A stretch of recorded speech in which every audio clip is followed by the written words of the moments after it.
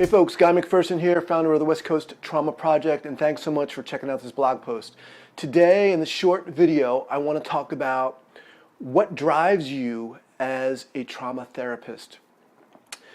Several years ago, when I was doing my training, I was sitting in my supervisor's office and talking about a particular client, and I wanted to do this with this client, and I needed to do this needed to change. Why wasn't this particular client responding to these interventions I was doing? I didn't know what the heck I was doing.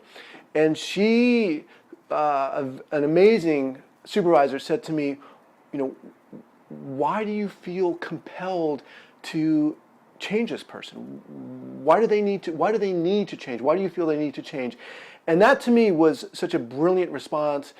I mean, it really impacted me and stopped me in my tracks, because it has so much to do with, or it had so much to do with who I was, not only as a therapist, but as a person. And this is the discussion I want to bring to the table here. What drives you as a trauma therapist? We hear so much about different modalities, EMDR, sensory motor, which is what I've studied and love, but in the hands of different clinicians, those interventions are going to be different, and that's fine.